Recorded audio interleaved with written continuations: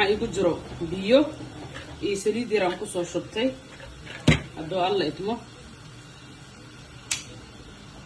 qarfaan ku soo ritay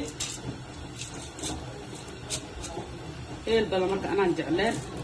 4 xabo heel aan ku soo darsaday filfil aan ku soo darsaday waxaa maanta la kari rabaa ya bariis koo la dhahaayo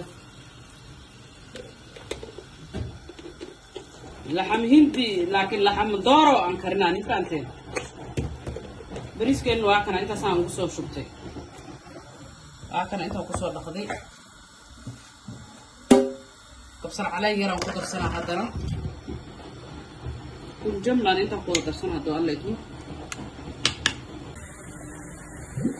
maanta hadda jikadan taagannahay adaan rabnaa inaan diyaarsano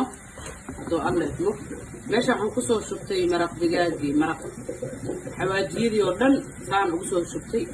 heelkeenaan ku soo kor shubtay marka bariiska waxaan rabaa doo bislaado iyo qudaartaan aan u diyaarsaday bal insha allah isla soconaysaa u samaynayna alaab casri oo fudud waayo insha allah ku soo dhawaada bariiskeen waa kan asoo saas ah aan rabaa halba hal ku dhegnay inaan soo miirto haddaan miiranaa marka insha allah maasha allah meeshaan baradhaan soo bislaystay karootadii ceeriin waa basasha ceeriin waaye basbaaskaana ceeriin waaye mafahanteen baradhada bisaan soo bisleey waxaan rabaa inaan bariisku ku gadisto ya de sheekadan waxaa waaye sheeko yaroo macaan qada yaroo macaan kasoo tuuro waa afay gurigaada adoo joogto mafahanteen bariiska marka miiranaa saana ku soo shubaya waa kana dooradayna aan samaysanina saana rabaa inaan ku soo dhameeyo ya ilma iska qeynooyo dulqaata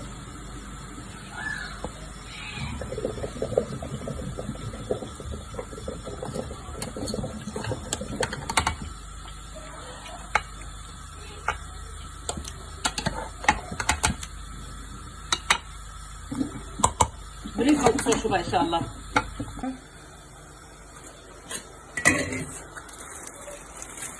waxaan ku darsanaa marka kan aniga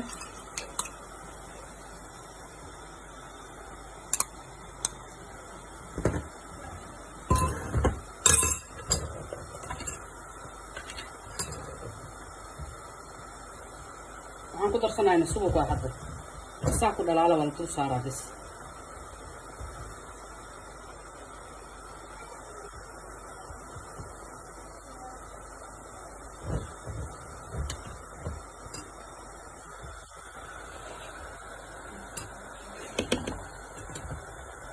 intaan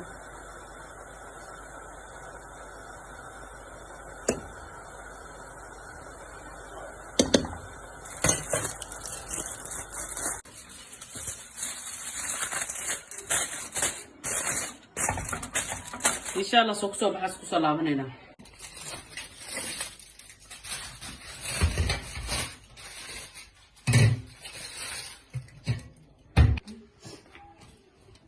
maasha allah waa kana hadda bariiskeen meeshaan aan kusoo guddisanay oo alla idmo